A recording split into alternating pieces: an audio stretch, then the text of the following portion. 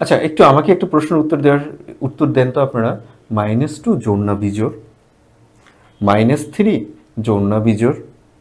আচ্ছা, বুঝতে পারলাম এইটাতে আপনাদের একটু ঝামেলা হচ্ছে, অলরেডি আপনারা পেয়ে গেছেন। আচ্ছা, এইটা একটু বলেন তো আমাকে, 3.5 জোড় না বিজোড়?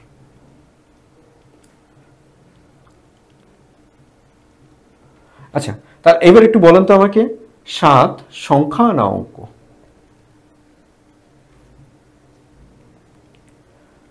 আচ্ছা, এখন একটু বলেন তো আমাকে, -7 সংখ্যা না অঙ্ক? আমার পাঠঘরের নতুন একটি সেশনে আপনাদেরকে স্বাগতম। আপনাদের সাথে আছে আমি ওসমান, নটকাটার 36তম বিসিএস। আশা করি সবাই ভালো আছেন। যে যেখানে বসে আমাদের এই ভিডিওটি দেখছেন সবার জন্য শুভকামনা এবং সবাইকে আমাদের চ্যানেলে স্বাগতম। তো আমাদের আজকের আলোচনার বিষয়বস্তু আপনারা দেখতেই পাচ্ছেন। তো আলোচনার বিষয়বস্তুটা হলো, সরকারি চাকরিতে যেই বিষয়গুলোতে প্রস্তুতিতে আপনাদের সবচেয়ে বেশি সমস্যা হয়, বিশেষ করে গণিত এবং ইংরেজি, আমরা এই বিষয়গুলো সহ সবগুলো বিষয়তে আমরা ধারাবাহিকভাবে আপনাদের জন্য আয়োজন শুরু করেছি। আমাদের ক্লাসগুলো ধারাবাহিকভাবে চ্যানেলে আসতে থাকবে এবং আপনারা আমাদের চ্যানেলে চোখ রাখবেন। তো শুরুতে একটা কথা বলে রাখি আলোচনায় যাওয়ার আগে, যে দেখুন, আমরা বিভিন্ন সময় উইথ রেসপেক্ট সবার প্রতি শ্রদ্ধা রেখেই আমরা যেটা দেখতে পাচ্ছি যে অনলাইন বা অফলাইন প্ল্যাটফর্মে, তবে বেশিরভাগ, অনেকেই আমার সাথে একমত হবেন, অনলাইন প্ল্যাটফর্মে আপনারা অনেক বেশি স্ক্যাম বা জোচ্চুরির শিকার হয়েছেন। যারা জীবনে একটা পরীক্ষায়ও টেকে নেই তারাও এখানে বিশাল বড় বিশেষজ্ঞ হয়ে গেছেন। উইথ রেসপেক্ট, এটা হতে পারে, থাকতে পারে, আমি কাউকে ছোট করতেছি না, কিন্তু আমাদের বাস্তবতাটা হলো এইটা। এবং আমাদের অনলাইন প্ল্যাটফর্মটা হয়ে গেছে সেই কুমিরের 10 বাচ্চার মতো। অর্থাৎ যিনি যাকে দেখে আপনারা অনলাইন প্ল্যাটফর্মে বা অফলাইন প্ল্যাটফর্মে ভর্তি হচ্ছেন, তাকে শুধু একটা সেমিনারেই দেখলেন, এরপরে তার সাথে আপনাদের কোনো যোগাযোগ নেই। তো সবার প্রতি শ্রদ্ধা রেখে আমি বলছি যে এই জায়গাটুকুতে আমরা চেষ্টা করব আপনাদেরকে, যে চাকরির প্রস্তুতির জন্য আপনাদের যে ধরনের একটা কনস্ট্রাকটিভ প্রস্তুতি এবং একটা ইনক্লুসিভ প্রিপারেশন দরকার, আমরা চেষ্টা করব আপনাদেরকে সেই কনস্ট্রাকটিভ এবং ইনক্লুসিভ একটা গাইডলাইন দেওয়ার জন্য। এবং আমাদের এই টোটাল প্রোগ্রামটা আমাদের বিষয়ভিত্তিক স্যারেরা, সম্মানিত স্যারেরা থাকবেন এবং আপনাদেরকে এইখানে আমরা অনলাইন বা অফলাইনে ঠিক যেভাবে পড়ানো হয় বা আমরা যেভাবে পড়াই ঠিক সেভাবে আমরা পড়াবো। এবং আমরা এইখানে, যেহেতু ম্যাথ বিষয়টা সবচেয়ে গুরুত্বপূর্ণ, দেখেন ম্যাথের কয়েকটা প্যাটার্ন আছে, আমি খুব সহজেই বলি, যেটা আরও অনেক কথা হবে আপনাদের সাথে। ম্যাথের বিষয়টা হচ্ছে যে আলটিমেটলি আপনাকে ম্যাথ পারলে হবে না। ম্যাথ নিজে পড়া এবং পরীক্ষার হলে করা, দুইটা বিষয়ের মধ্যে একটা পার্থক্য আছে। তো যার কারণে আমাদের অন্যতম একটা স্ক্যাম হলো শর্টকাট। বুঝতে পারছেন? তো আমরা চেষ্টা করবো, হ্যাঁ শর্টকাটটা আপনার দরকার, কিন্তু আপনি ম্যাথ না পেরে তো আপনি শর্টকাট দিয়ে কি করবেন।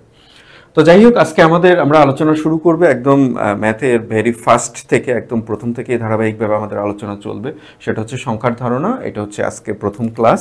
তো চলুন আমরা আলোচনায় চলে যাই। তো আসুন আমরা একদম ভেরি ফার্স্ট আমাদের অধ্যায়টাতে চলে আসি।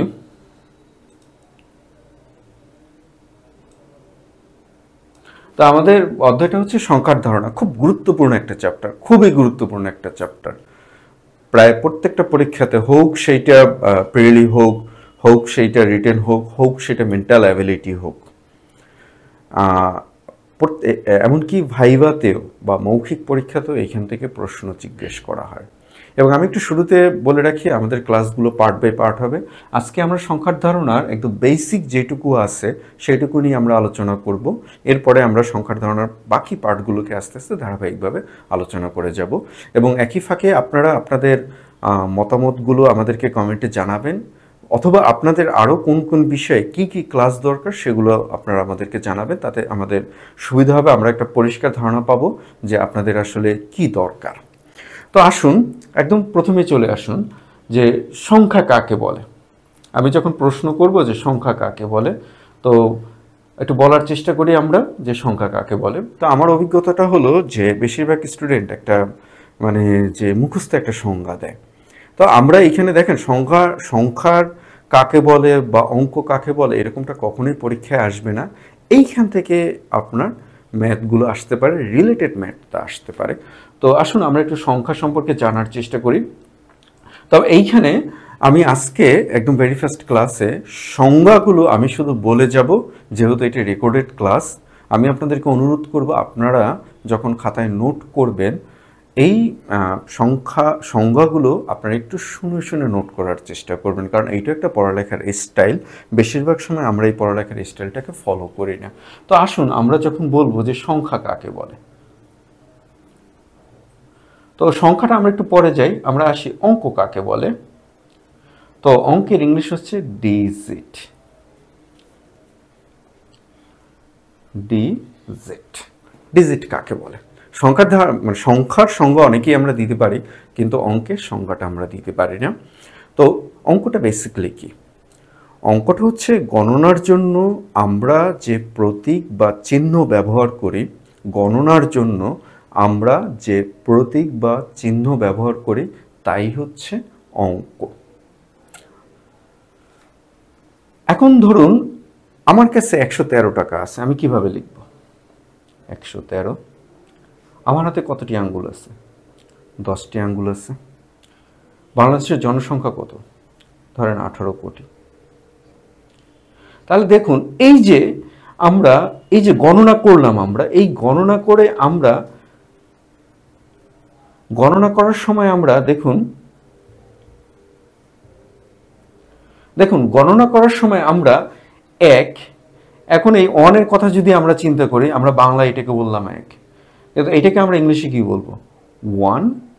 এটাকে আমরা রোমান সংখ্যা পদ্ধতি, আপনারা জানেন রোমান সংখ্যা পদ্ধতিতে আমরা কি বলবো? সিম্পল 1। তো এই যে জিনিসগুলো আমরা যা পেলাম, এটা আমরা গণনার জন্য ব্যবহার করেছি। পৃথিবীর বিভিন্ন সংখ্যা সিস্টেমে বা বিভিন্ন ভাষায় এই ধরনের বিভিন্ন ধরনের প্রতীক ব্যবহার করা হয়। তাহলে আমরা মোটামুটি অঙ্কের সংজ্ঞাটা আমরা এভাবে দিতে পারি, গণনার কাজে ব্যবহৃত প্রতীক বা চিহ্নকে আমরা কি বলবো? অঙ্ক বা ডিজিট বলবো। এরপর একটু চলে আসি আমরা অঙ্কের প্রকারভেদ। অঙ্ক কত প্রকার?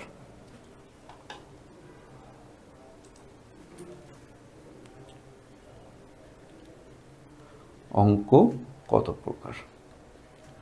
আচ্ছা, আমরা একটু এইটা বোঝার আগে আমরা একটু এইটা বুঝে আসি, তাহলে আমাদের জন্য একটু সহজ হবে।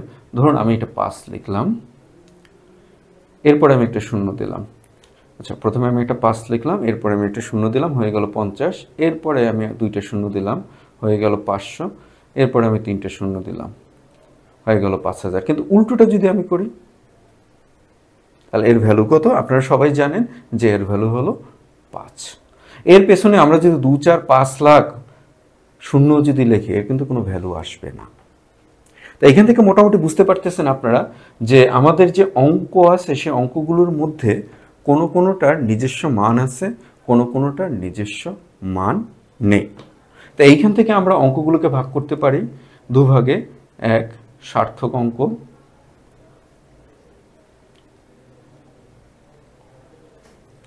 2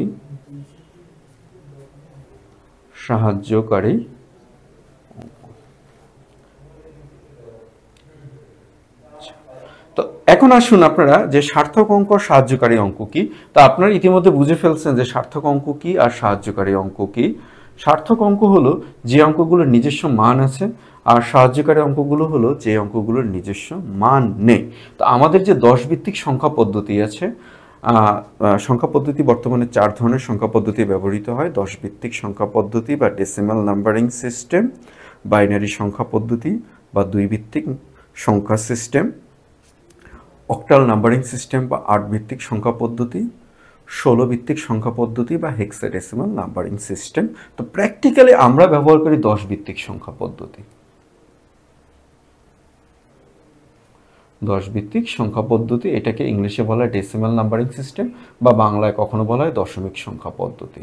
তো এই দশমিক সংখ্যা পদ্ধতিতে, এটা আপনারা সবাই জানেন, দশমিক সংখ্যা পদ্ধতিতে আমরা 0, 1, 2, 3, 4, 5, 6, 7, 8, 9 এই মোট 10টি অঙ্ক ব্যবহার করি। এরপরে বাকি যে অঙ্কগুলো আসে, সে বাকি সংখ্যাগুলো যে আসে, সে বাকি সংখ্যাগুলো যেমন ধরেন আমরা 9-এর পরে যদি 10 লিখি, তাহলে কিন্তু দেখেন আমরা 10টা এইখানে লিখলাম, তাহলে এই দেখেন 1 কিন্তু আমাদের আগেই আছে, 0 কিন্তু আমাদের আগেই আছে। অর্থাৎ যত বড় সংখ্যা পদ্ধতি হোক না কেন, একদম রাস্তার পাশে যে ভিখারি বসে আছেন তার থালাতে যেমন 5 টাকা বা 60 টাকা আছে, আবার বর্তমান পৃথিবীর সবচেয়ে বড় ধনী জেফ বেজোস বা ইলন মাস্কের সম্পত্তি, আপনি যাই কিছু প্রকাশ করেন না কেন আপনি এগুলো দিয়ে প্রকাশ করতে পারবেন। তো আমাদের 10 ভিত্তিক সংখ্যা পদ্ধতিতে তাহলে অঙ্ক কয়টি? 10 ভিত্তিক সংখ্যা পদ্ধতিতে অঙ্ক হলো 10টি। অনুরূপভাবে বাইনারি সংখ্যা পদ্ধতির কথা যদি বলি, বাইনারি, তো এটাও আপনারা জানেন যে বাইনারি সংখ্যা পদ্ধতিতে অঙ্ক ব্যবহার করা হয় 2টি, 0, 1। অর্থাৎ বাইনারিটা মূলত মেশিন ল্যাঙ্গুয়েজ হিসেবে ব্যবহার করা হয় বা কম্পিউটারের অভ্যন্তরীণ কার্য নির্বাহের জন্য ব্যবহার করা হয় বাইনারি সংখ্যা পদ্ধতি। তো সেই বাইনারি সংখ্যা পদ্ধতিতে যত বড় সংখ্যাই হোক না কেন, বা আপনি গেমস খেলেন বা ভিডিও দেখেন, যাই কিছু দেখেন না কেন, সব জায়গায় শুধু 0 1 ব্যবহৃত হবে। তো আমরা আমাদের প্র্যাকটিক্যাল নাম্বারিং সিস্টেম হলো আমাদের এই 10 ভিত্তিক নাম্বারিং সিস্টেম বা দশমিক নাম্বারিং সিস্টেম। তো আপনারা ইতিমধ্যে বুঝতে পারছেন আমরা যেটা বললাম, এই 10 ভিত্তিক নাম্বারিং সিস্টেমে আমাদের একমাত্র শূন্য, এই শূন্যের নিজস্ব কোনো মান নেই। আমি যদি একাধারে যদি 2 4 5 কোটি বা 5 বিলিয়ন শূন্য যদি লিখে ফেলি, এর কোনো মূল্য নেই। কিন্তু আমরা যদি এর এই পাশে একটা 1 দিয়ে দিই, এই সংখ্যাটার কিন্তু এখানে একটা মান দাঁড়ায়। তো সার্থক অঙ্ক, তাহলে বাকিটা আপনারা এটা বুঝতে পারতেছেন, 1 2 3 4 5 6 7 8 9। তাহলে এই যে 9টি অঙ্ক আমাদের রয়েছে, এই 9টি অঙ্ক হলো আমাদের সার্থক অঙ্ক। আশা করি সবাই বুঝতে পারছেন। এরপরে যদি আপনাদের বুঝতে সমস্যা হয় আমাদেরকে জানাবেন কমেন্টের মাধ্যমে, আমরা আপনাদের প্রশ্ন উত্তর দেওয়ার চেষ্টা করব। তো আমরা চলে আসি, এবার আসি আমরা একটু সংখ্যাটা আসলে কি। আমি একটু সংখ্যাটা বলে নেই, যে সংখ্যাটা আপনারা বইতে পান সেই সংখ্যাটা হচ্ছে এক বা একাধিক অঙ্ক মিলে সংখ্যা গঠিত হয়। তো আপনারা বলতেছেন এক বা একাধিক অঙ্ক মিলে সংখ্যা গঠিত হয়, কিন্তু আপনারা গঠনটা বলতেছেন, কিন্তু সংখ্যা কিভাবে গঠিত হয় এইটা বলতেছেন আপনি, কিন্তু সংখ্যার সংজ্ঞাটা কি। তো আমরা সংখ্যার সংজ্ঞাটা যেটা দিতে পারি আমি একটু বলে দিই, আপনারা একটু লিখে নেবেন। যেটা হচ্ছে গণনা করে আমরা যা পাই সেটাই হলো সংখ্যা। অর্থাৎ আমরা যখন কোনো কিছু গণনা করব, তারপরে আমরা ওই গণনাকৃত বস্তু বা যাই কিছু আমরা গণনা করি, তখন সেখানে যেটা পাবো সেটাই হচ্ছে আমাদের জন্য সংখ্যা। যেমন ফর এক্সাম্পল আমি বলতে পারি আমার হাতে আঙ্গুল কয়টা আছে? 5টা। তাহলে 5টা কি? সংখ্যা। এখন কয়টা আছে? 4টা। তাহলে 4টা কি? সংখ্যা। যদি বলি আমার হাতে কয়টা কলম আছে? 1টা। আপনি গুণে পাচ্ছেন। এখন যদি বলি আমার হাতে কয়টা কলম আছে? 0টি। তো তাহলে কি দাঁড়ালো? গণনা করে আমরা যেটা পাবো সেটাই কি? সংখ্যা। তো সংখ্যা সিস্টেম নিয়ে আমরা একটু পূর্বে আলোচনা করে এসেছি, ওইটা নিয়ে আমি আর বিস্তারিত আলোচনা করব না। সংখ্যা সিস্টেম একটু আগে আমি আলোচনা করে এসেছি। সংখ্যা সিস্টেম আমি এইখানে একটু বিষয় নিয়ে আলোচনা করব, সেটা হচ্ছে 10 ভিত্তিক সংখ্যা পদ্ধতি। 10 ভিত্তিক সংখ্যা পদ্ধতিতে আমরা সংখ্যার মান নিয়ে আলোচনা করব, অঙ্কের মান। 10 ভিত্তিক সংখ্যা পদ্ধতিতে অঙ্কের মান। আমি এটাকে খুব বড় করব না, আমি জাস্ট আপনাদেরকে ধারণা দিয়ে দেবো, এটা ছোটবেলা থেকে আপনারা জানেন। ধরেন আমি এখানে 5 লিখলাম, এই 5-এর পরে আরেকটা 5 লিখলাম, আরেকটা 5 লিখলাম।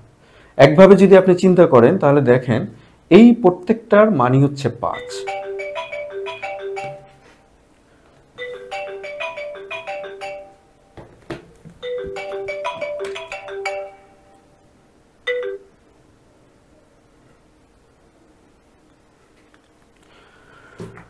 এই প্রত্যেকটার মানই হচ্ছে 5।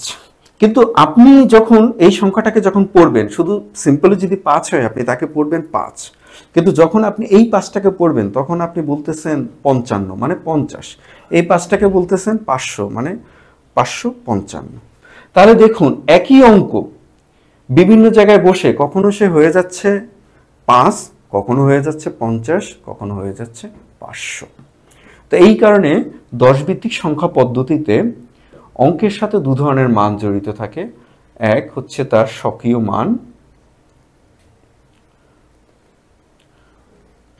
মান, দুই হচ্ছে তার স্থানীয় মান। তো স্বকীয় মান কি? স্বকীয় মান হচ্ছে একটি সংখ্যার নিজস্ব যে মানটা থাকে সেটাকে বলা হয় তার স্বকীয় মান। অর্থাৎ আমরা যে 10 ভিত্তিক সংখ্যা পদ্ধতিতে আপনাদেরকে 10টা অঙ্ক দেখালাম, এই প্রত্যেকটা অঙ্কের যে নিজস্ব যে মান থাকে এই মানটাই হচ্ছে তার স্বকীয় বা নিজস্ব মান। এটাই হচ্ছে তার স্বকীয় বা নিজস্ব মান। আর স্থানীয় মান কি? স্থানীয় মান হলো সংখ্যা যখন গঠিত হয়, সংখ্যা গঠিত হওয়ার সময় অবস্থানের উপর নির্ভর করে প্রত্যেকটা অঙ্ক যে মান ধারণ করে তাকে বলা হয় অঙ্কের স্থানীয় মান। আমি একটা উদাহরণ দেখাই আপনাদেরকে, যে উদাহরণটা আমরা শুরুতে এইখানে লিখেছিলাম সেইটাই একটু যদি দেখাই। দেখেন, ছোটবেলায় ক্লাস 1 বা 2-তে আপনারা পড়েছিলেন, এটাকে বলেছিলেন একক, এটাকে বলেছিলেন দশক, এটাকে বলেছিলেন শতক। মনে থাকার কথা আপনাদের, নিশ্চয়ই মনে আছে।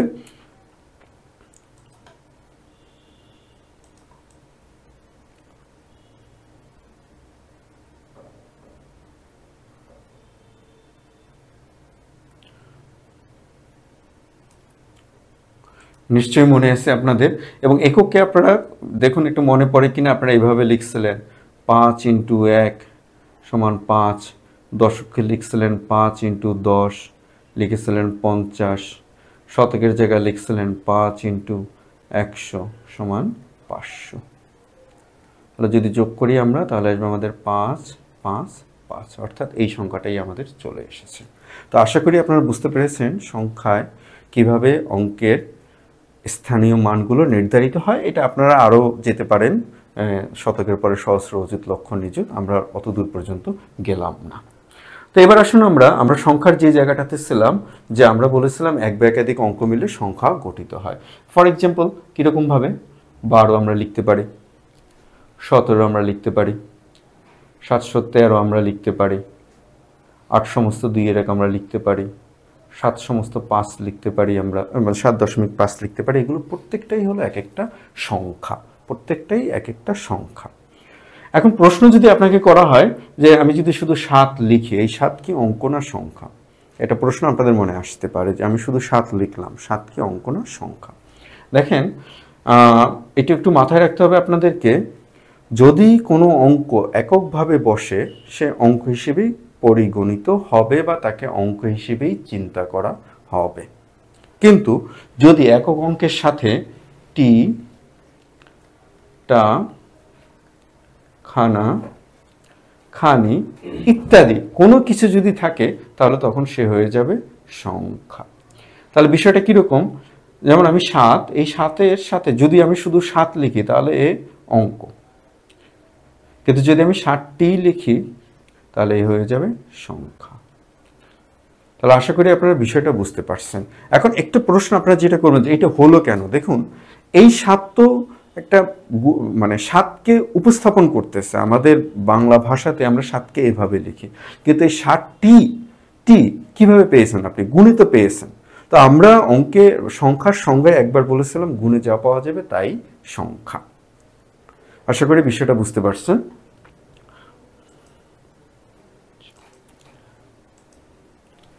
তো আসুন আমরা একটু এই ফাঁকে একটু সংখ্যার প্রকারভেদটা একটু দেখে আসি। দেখুন, সংখ্যা সম্পর্কে আপনাদের পরীক্ষায় যতটুকু আসে ওটুকু যদি আপনাদেরকে বুঝতে হয় বা পরীক্ষায় যদি আপনাদের মনে রাখতে হয় বা লিখতে হয়, তাহলে আপনাদের সংখ্যার শ্রেণীবিভাগ সম্পর্কে একদম পরিষ্কার একটি ধারণা থাকতে হবে। আমরা সেইটাকে একটু আপনাদেরকে দেওয়ার চেষ্টা করছি। তো প্রথমত হলো আমাদের সংখ্যাকে আমরা দুভাগে ভাগ করতে পারি। এক নম্বর হচ্ছে বাস্তব সংখ্যা, তারপর হচ্ছে অবাস্তব সংখ্যা। তো দেখুন, এই ভাগটা নিয়ে ঠিক একাডেমিক ভাবে এই ভাগটা পুরোপুরি সঠিক না। বর্তমান সময়ে বা এখনকার সময়ে সংখ্যার পুরো ভাগটাই আসে অবাস্তব সংখ্যা থেকে বা জটিল সংখ্যা থেকে আসে, অবাস্তব না জটিল সংখ্যা থেকে আসে। আর যাদের ম্যাথ সম্পর্কে একটু ভালো ধারণা আছে আপনারা জানেন যে অবাস্তব সংখ্যা, জটিল সংখ্যায় 2টা পার্ট থাকে, একটা বাস্তব অংশ আর একটা অবাস্তব অংশ। তো আমরা ওইখানে আর যাব না, আমরা সাধারণত এইভাবেই ভাগটা করি আমরা। তো অবাস্তব সংখ্যা কোনটা? অবাস্তব সংখ্যা হচ্ছে, আমি একটু উদাহরণ দিয়ে দিই, যেমন ধরেন -4 √4 আপনারা জানেন এই ধরনের সংখ্যা হচ্ছে অবাস্তব সংখ্যা। এটাকে যদি করি আমরা পাবো 2i পাবো। তাহলে বাস্তব সংখ্যা কি? আমরা যখন বাস্তব সংখ্যার ক্লাসটা করাবো সেখানে আমরা আরো বিস্তারিত আলোচনা করব। তো তারপর আমি একটু বলে যে বাস্তব সংখ্যাটার সংখ্যা হচ্ছে যে সমস্ত সংখ্যাগুলোকে বর্গ করলে সর্বদা ধনাত্মক সংখ্যা পাওয়া যায় তাকে বলা হয় বাস্তব সংখ্যা। যেমন ধরেন 2 একটা বাস্তব সংখ্যা, -2 এইটাও একটা বাস্তব সংখ্যা, কারণ -2কে বর্গ করলে আমরা পাবো 4। তো অবাস্তব সংখ্যার যে ভাগটা আছে ওইটা নিয়ে আমরা আর কথা বলবো না, আমরা বাস্তব সংখ্যার ভাগটা নিয়ে কথা বলি। বাস্তব সংখ্যাকে মূলদ সংখ্যা, অমূলদ সংখ্যা দুভাগে ভাগ করতে পারি আমরা। তো মূলদ সংখ্যাকে আমরা দুভাগে ভাগ করতে পারি, পূর্ণ সংখ্যা, ভগ্নাংশ সংখ্যা। এখানে আমরা একটু বলে রাখি, অমূলদ সংখ্যা সর্বদাই ভগ্নাংশ হবে, এটা পূর্ণ সংখ্যা হয় না। আর যে কোনো পূর্ণ সংখ্যা সেটা মূলদ সংখ্যা হবে। আর পূর্ণ সংখ্যাকে আমরা আবার তিন ভাগে ভাগ করতে পারি, স্বাভাবিক সংখ্যা বা ধনাত্মক সংখ্যা, শূন্য বা ঋণাত্মক সংখ্যা। এবং এই স্বাভাবিক সংখ্যাকে আমরা আবার দুভাগে ভাগ করতে পারি, জোড় সংখ্যা, বিজোড় সংখ্যা। ঋণাত্মক সংখ্যাকে আমরা ভাগ করতে পারি জোড় সংখ্যা, বিজোড় সংখ্যা। আর ভগ্নাংশ এইটার ভাগ আছে, এইটার ভাগটা আমরা এইখানে আর দেখাবো না, তাতে অনেক বড় একটু মানে হিজিবিজি দেখাবে। আর অমূলদ সংখ্যা, এইটারও বিশেষ ধরনের অমূলদ সংখ্যা বা অসীম দশমিক অমূলদ সংখ্যা। আসলে এই ভাগটা এইটাও পুরোপুরি সঠিক না, কারণ অমূলদ সংখ্যা মানেই সে অসীম দশমিক হবে। তবে তারপরেও আমরা পাই এবং এই দুটি সংখ্যার একটা নির্দিষ্ট মান থাকে, তো এই কারণে আমরা এটাকে বলে দিয়েছে বিশেষ ধরনের সংখ্যা।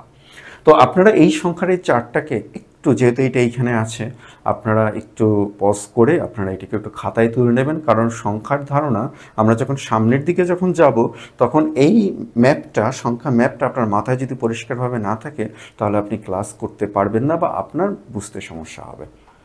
তো আশা করি সবাই বুঝতে পারছেন। এরপরে যদি কোনো প্রবলেম থাকে অবশ্যই আমাদেরকে জানাবেন, আমরা আপনাদের প্রশ্নের উত্তর দেওয়ার চেষ্টা করব। এরপরে চলে আসি, আমরা আজকে মোটামুটি যা পড়লাম সেগুলো আমরা একটু যাচাই করে আসি, কারণ আমাদের মূল উদ্দেশ্যটাই হলো পরীক্ষার হলে করা।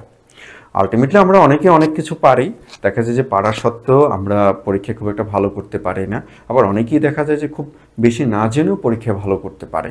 তো আলটিমেটলি আমাদের মূল লক্ষ্যটাই থাকবে পরীক্ষায় ভালো করা। তো আসুন, আমরা পরীক্ষায় এসেছে এরকম কিছু একদম রিয়েল উদাহরণ থেকে বা রিয়েল প্রশ্ন থেকে আমরা একটু সলভ করার চেষ্টা করি। এবং এই ফাঁকে একটু বলে রাখি, এই যে আপনারা যেটা দেখছেন সেটা হলো আমার পাঠঘরের যে ম্যাথ সলিউশন বা বলেন যে ম্যাথ বই বলেন, সেই ম্যাথ বইয়ের হুবহু পিডিএফ কপিটা, শর্টকাট যে সাজেশনটা, সেই শর্টকাট সাজেশনের হুবহু এটা। এবং আমি বিশ্বাস করি এতটুকু ভরসা আপনারা আমাদের উপরে রাখতে পারেন, আপনারা যদি আমাদের সাথে এই ম্যাথ ক্লাসগুলো যদি করেন, কেউ যদি পেইড ক্লাস করতে চান অবশ্যই তাকে ওয়েলকাম জানাবো। আর কেউ যদি বলেন যে না আমি এটা করতে পারবো না, তাতেও সমস্যা নেই, আপনারা আমাদের সাথে এই ক্লাসগুলো করেন। ইনশাল্লাহ যে কোনো পরীক্ষাতে আপনারা অন্তত যদি 20টা থাকে 20টার ভিতরে 18 থেকে 19টা কমন পাবেন ইনশাল্লাহ। এটুকু ভরসা আমাদের, মানে এটুকু ভরসা আমরা আপনাদেরকে দিতে পারি। তো আসুন আমরা একটু উদাহরণগুলো দেখি। একদম ভেরি ফার্স্ট আমাদেরকে যেটা বলা হয়েছে সেটা হচ্ছে যে কে গণিতবিদ নন, এটা 24তম বিসিএস পরীক্ষাতে আসছে। তো এইখানে দেখেন ওমর খৈয়াম একজন মাল্টি ট্যালেন্টেড পার্সন, একেবারে দার্শনিক, একেবারে গণিতবিদ, একেবারে বহুল বিখ্যাত কবি, একেবারে একজন ধর্মপ্রচারক, সব কিছু মিলিয়ে উনি অসম্ভব মেধাবী একজন মানুষ। আল খারিজিমি, আপনারা সবাই জানেন আল খারিজিমি হচ্ছে বীজগণিতের জনক। ইবনে উলুগ বেগ হচ্ছেন, উনি রাশিয়া ফেডারেশনের একটা দেশে জন্মগ্রহণ করেন।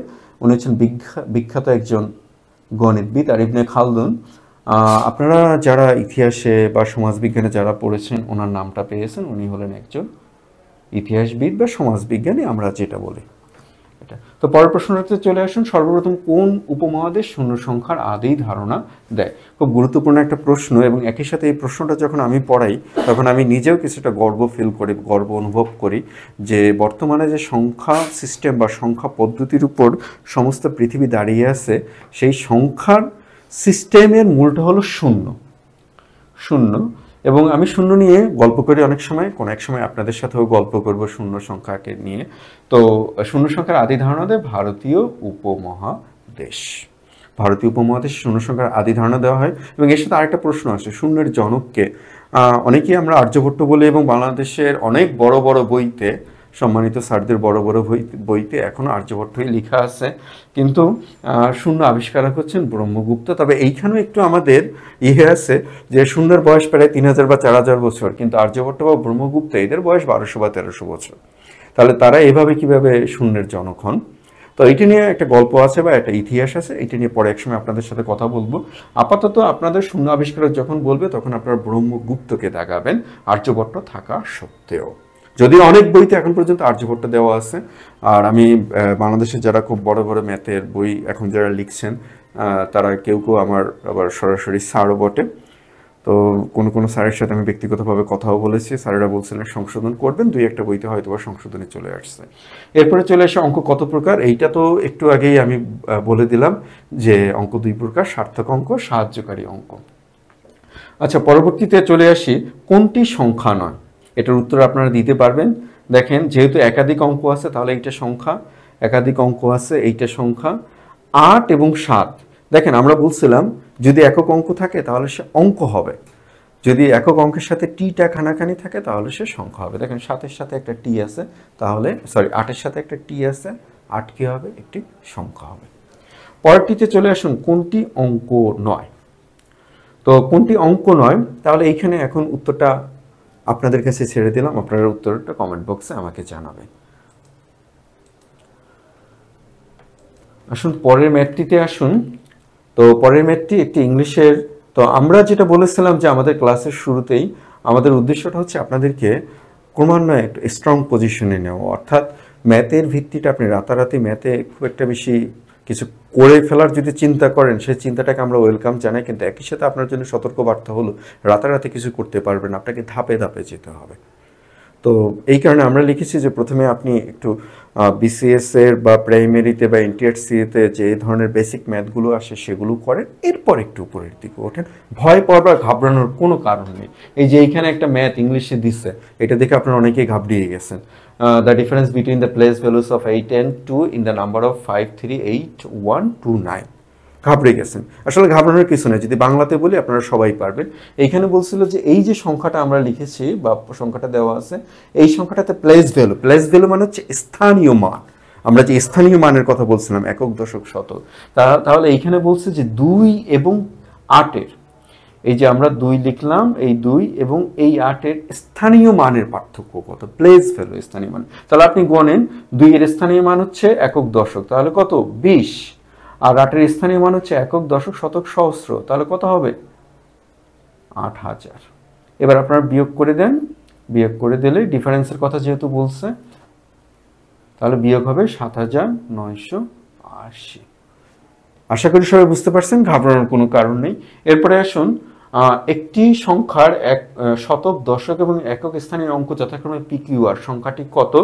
এক্ষেত্রে আমি অনুরোধ করবো আপনারা উত্তরটা দেখবেন না, এক্ষেত্রে আপনার উত্তরটা দেখবেন না, একটু নিজে নিজে চিন্তা করুন, এটা চিন্তা করে দেখুন তো আপনাদের চিন্তাটা এরকম হয়েছে কিনা, এরকম লিখতে ইচ্ছা করছে কিনা।